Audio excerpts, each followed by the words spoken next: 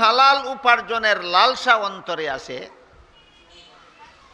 যেটা ক্ষতিকর, হারাম নয় কিন্তু ক্ষতিকর।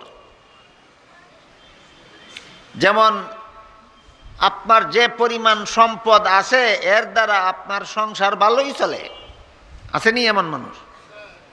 যে পরিমাণ সম্পদ আছে এর দ্বারা সংসার ভালোই চলে, আরো লক্ষ লক্ষ কোটি কোটি টাকার ব্যবসা করতেছেন আরো কোটি কোটি টাকা কামাই করার জন্য, আসেনি এমন ব্যবসায়ী? এটা কি হারাম না হালাল? হালাল। তার যে পরিমাণ সম্পদ আছে এর দ্বারা সংসার ভালোই চলে, তারপরে আরো ব্যবসা করে আরো কোটি টাকা উপার্জন করার জন্য, এটাও হালাল।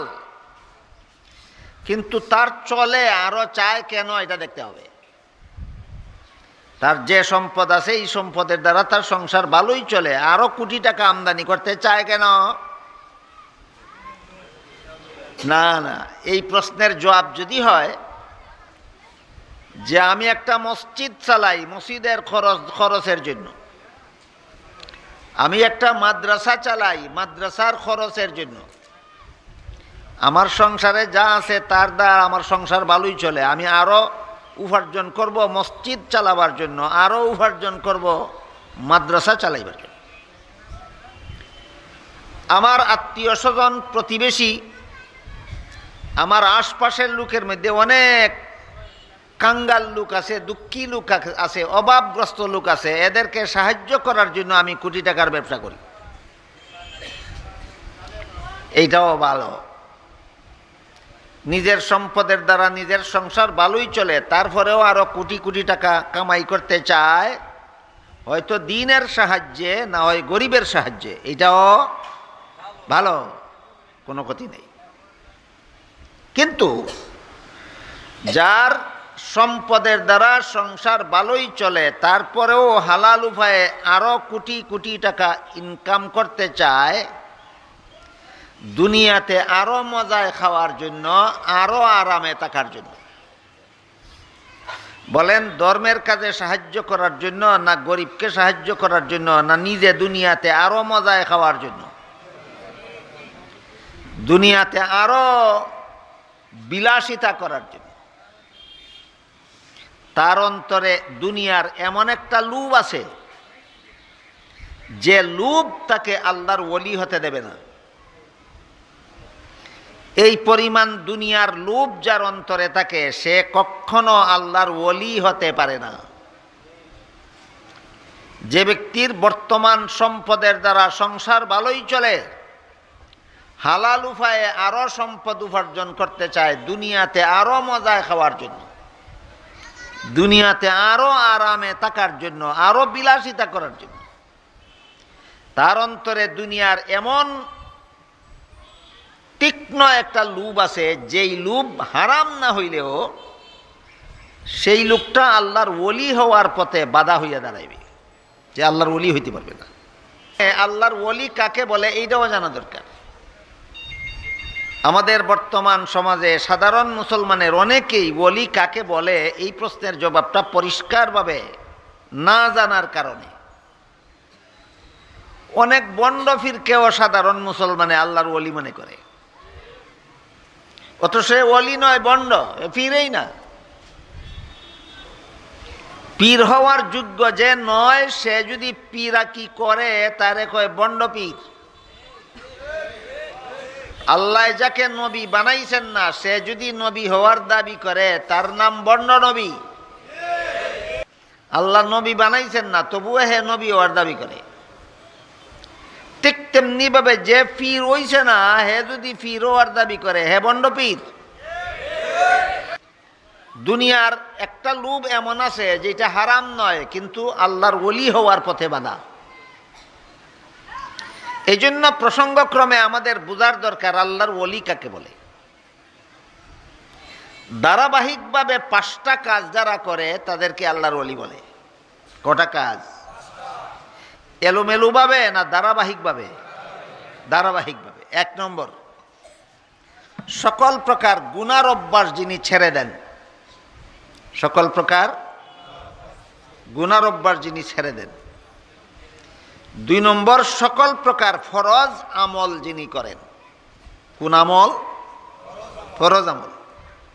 3 নম্বর, সকল প্রকার ওয়াজিব আমল যিনি করেন। 4 নম্বর, সুন্নতে মুআক্কাদা আমল যিনি রেগুলার করেন। কটা হইল? এই 4 কাজের দ্বারা বান্দা আল্লাহর ওলি হয় না। সব গুনার অভ্যাস ছেড়ে দিলেও আল্লাহর ওলি হয় না।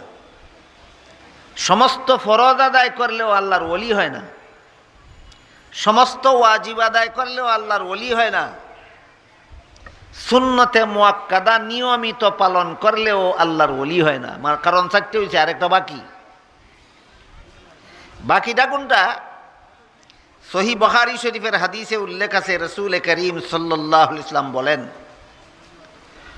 নফল বন্দেগীকে যেই ব্যক্তি নিজের অভ্যাস বানায়,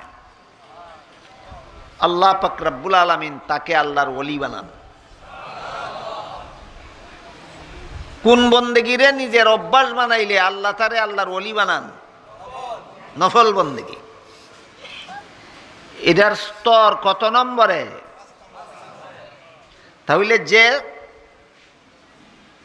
গানে লিপ্ত, বাজনায় লিপ্ত, বেপরদা নারী নিয়ে লিপ্ত, নামাজ নাই, রোজা নাই, হালাল নাই, হারাম নাই, সে যদি জীবনভর তসবিহ পড়ে,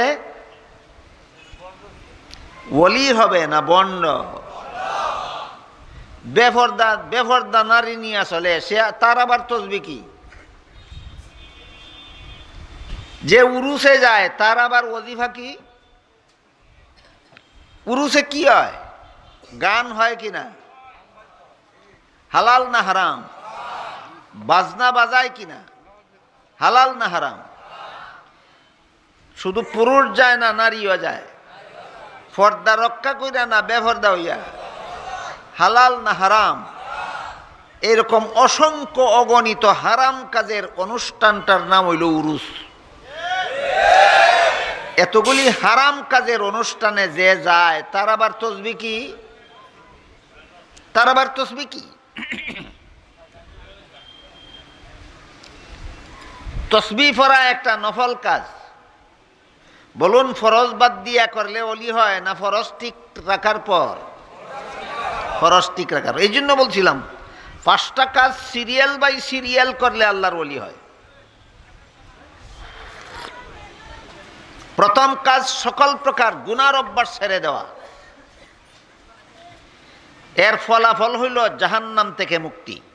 গুনার অভ্যাস ছেড়ে দিলে জাহান্নাম থেকে বাঁচা যায়। 2 নম্বর কাজ ফরজ আমল করা, 3 নম্বর কাজ ওয়াজিব আমল করা। এই 2 কাজের ফলাফল হইল জান্নাত পাওয়া যায়। 4 নম্বর কাজ সুন্নতে মুআক্কাদা আমল করা। এটার ফলাফল হইল নবীর শাফাআত পাওয়া যায়। কোনটার দ্বারা কি হয়, কোনটার দ্বারা কি হয় একটু বুঝলে, স্মরণ রাখলে আপনারা সামনের কথাগুলি সহজে বুঝতে পারবেন। গুনাহ ছাইরা দিলে কি হয়? জাহান্নাম থেকে বাঁচা যায়। ফরজ আমল ওয়াজিব আমল করলে কি হয়? জান্নাত পাওয়া যায়। গুনাহ না ছাইরা ফরজ আমল করলে জাহান্নাম থেকে বাঁচা যায় না। এই কথাটা অনেকে বুঝে না। 5 বেলার নামাজ পড়া ফরজ কিনা? রমজান মাসে রোজা রাখা ফরজ কিনা? নমাজও পড়ে, রোজাও রাখে, সুদও খায়, ঘুষও খায়। এমন মুসলমান আসেনি বাংলাদেশও? তো ফরজ তো আমল করলই, জাহান্নাম থেকে বাঁচতে পারবে? সুদকুর নমাজি জাহান্নাম থেকে বাঁচতে পারবে? ঘুষখোর হাজি জাহান্নাম থেকে বাঁচতে পারবে? তাইলে শুধু ফরজ আমল জাহান্নাম থেকে বাঁচার জন্য নয়, গুনার অভ্যাস ছেড়ে দেওয়া জাহান্নাম থেকে বাঁচার জন্য। আমল, ফরজ আমল ওয়াজিব আমল জান্নাত পাওয়ার জন্য, আর গুনার অভ্যাস ছেড়ে দেওয়া জাহান্নাম থেকে বাঁচার জন্য। আমি ফরজ গুনার অভ্যাস ছেড়ে দিলাম, জাহান্নাম থেকে বাঁচতে পারলাম। ফরজ আমল ওয়াজিব আমল করলাম, জান্নাত লাভ করতে পারবো। সুন্নতে মুআক্কাদা আমল করলাম, নবীর শাফাআত পাবো। কিন্তু আল্লাহর ওলি হতে পারবে না।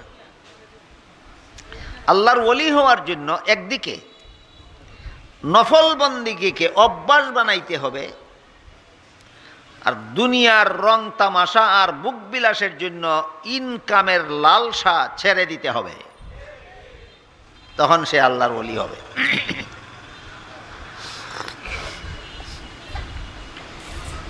গুনার অভ্যাস ছেড়ে দিয়ে যদি আমি জাহান্নাম থেকে বাঁচতে পারি, ফরজ ওয়াজিব আমল করে যদি আমি জান্নাত লাভ করতে পারি, সুন্নতে মুআক্কাদা আমল করে যদি আমি নবীর শাফাআত লাভ করতে পারি, তে আর নফল বন্দেগী নাই করলাম, ওলি না হইলে অসুবিধা কি? তে আর অতিরিক্ত বুক বিলাস দুনিয়াতে কিছু করলাম ওই হালাল উপায়ে, অসুবিধা কি? হ্যাঁ, করতে পারবেন, আল্লাহর ওলি হতে পারবেন না। নফল বন্দেগী না করে, নফল বন্দেগীকে অভ্যাস না বানাইলেও আপনি জাহান্নাম থেকে বাঁচতে পারবেন, জান্নাত লাভ করতে পারবেন, নবীর শাফাআত পাইবেন, কিন্তু আল্লাহর ওলি হইতে পারবেন না।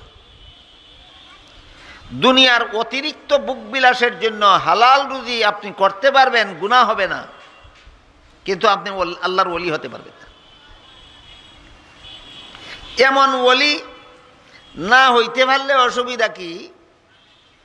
এটা অনেকের মনে এই প্রশ্ন জাগে।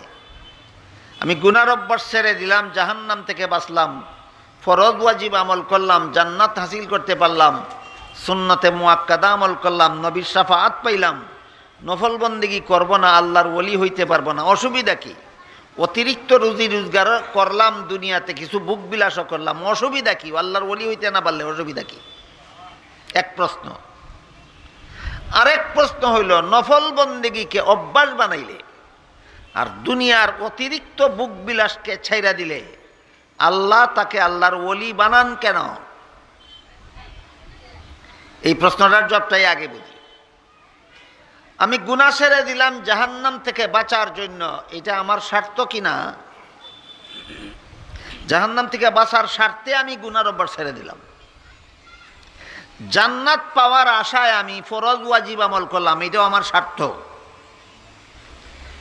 নবীর শাফাআত পাওয়ার জন্য আমি সুন্নতে মুআক্কাদা আমল করলাম, এখানেও আমার স্বার্থ আছে। আমার কথা বুঝে থাকলে এবার বলুন তো, গুনার অভ্যাস ছেড়ে দেওয়ার মধ্যে বন্দার স্বার্থ আসেনি? ফরজ ওয়াজিব আমল করার মধ্যে তার স্বার্থ আসেনি? সুন্নতে মুআক্কাদা আমল করার মধ্যে স্বার্থ আসেনি? স্বার্থ আছে। আপনি যতই নেক কাজ করুন, যতই ভালো কাজ করুন, যতই গুনার পথ ছেড়ে জীবনযাপন করুন, সবটাই আপনার নিজের স্বার্থের জন্য করেছেন। নিজের স্বার্থের কাজ করে কোনোদিন আল্লাহর ওলি হওয়া যায় না। নফল বন্দেগীকে অভ্যাস বানাইলেন কেন? স্বার্থ ছাড়া, শুধুমাত্র আল্লাহকে খুশি করার জন্য। দুনিয়ার অতিরিক্ত বুক বিলাস ছেড়ে দিলেন কেন? শুধুমাত্র আল্লাহকে খুশি করার জন্য। এই জন্য দুনিয়ার অতিরিক্ত বুক বিলাস ছেড়ে দিলে আর নফল বন্দেগীকে অভ্যাস বানাইলে আল্লাহ পাক রব্বুল আলামিন তাকে আল্লাহর ওলি বানায় আনেন। আল্লাহ রসুল বলেন, এই রকম আল্লাহর ওলি যারা হয় তাদের মুখ আল্লাহর মুখ হইয়া যায়, তাদের হাত আল্লাহর হাত হইয়া যায়, তাদের পা আল্লাহর পা হইয়া যায়। গেল এক প্রশ্নের জবাব, যে ওলি হওয়ার জন্য নফল বন্দেগীর দরকার কেন? গুনাহ ছাইরা ওলি হওয়া যায় না কেন? ফরজ ওয়াজিব আমল করে আল্লাহর ওলি হওয়া যায় না কেন? সুন্নতে মুআক্কাদা আমল করে আল্লাহর ওলি হওয়া যায় না কেন? কেন হওয়া যায় না? এগুলি বন্দায় নিজের স্বার্থে করে। নফল বন্দেগী করে ওলি হওয়া যায় কেন? এটা স্বার্থ ছাড়া করে। নফল বন্দেগী কেন করে? জাহান্নাম থেকে বাঁচার স্বার্থে। নফল বন্দেগী করে জান্নাত পাওয়ার স্বার্থে। নফল বন্দেগী করে নবীর শাফাআত পাওয়ার স্বার্থে না বিনা স্বার্থে? তুমি যেহেতু বিনা স্বার্থে আমার গোলামি করছো, এই জন্য তোমাকে আর গোলামের পর্যায়ে রাখবো না, তোমাকে আমার বন্ধুর পর্যায়ে নিয়ে যাব।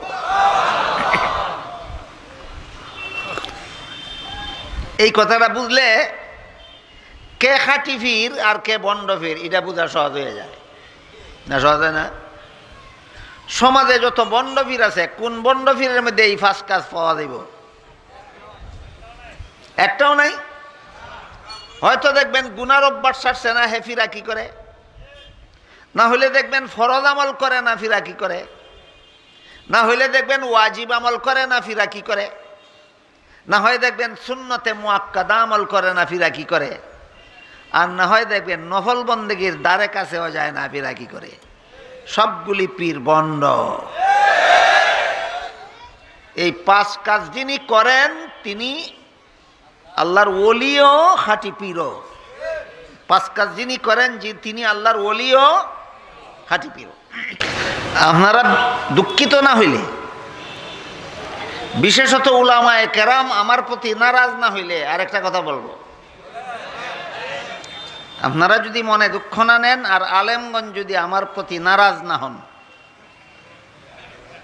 একটা কথা বলবো। একজন বক্তা যিনি ওয়াজ করেন, তার যদি লক্ষ লক্ষ টাকার ইনকাম থাকে, কোটি টাকার বাড়িঘর থাকে, বিল্ডিং থাকে, তিনিও যদি ওয়াজে যাওয়ার সময় কত টাকা দিবেন বলে চুক্তি করেন, দুনিয়ার লোভ আসেনি, এই লোভটা ওলি হওয়ার পথে বাধা হইব নি? না বুঝেন নাই? বাধা হইব নি? দুনিয়ার যে লোভ আমাকে আল্লাহর ওলি হওয়ার পথে বাধা দেয়, এমন লোভ যদি আমার অন্তরে থাকে, তাহলে আপনাদের এসলাহের নফসটা আমার দ্বারা কিভাবে হবে? আমি নিজেই যদি দুনিয়া লোভী হই, আমি নিজেই যদি দুনিয়াতে অতিরিক্ত ভোগ বিলাসের জন্য আরো টাকা চাই, আরো টাকা চাই, আরো টাকা চাই, আমার নিজের নফসের এসলা ওইছে নি, আমি আপনাদের নফসের এসলা কিভাবে করব? এই জন্য কোন লোক অপরের নফসের এসলা করার পূর্ব শর্ত হলো নিজের নফসের এসলা আগে হতে হবে। নিজের নফসের এসলা আগে হতে হবে। মানুষের মনের ক্ষেতের মধ্যে যত রকমের আগাছা, কুস্বভাব নামের আগাছা ফলে, এর মধ্যে একটা আগাছার নাম হুব্বে দুনিয়া, বাংলায় দুনিয়ার লোভ, দুনিয়ার ভালোবাসা, বাংলায় দুনিয়ার ভালোবাসা।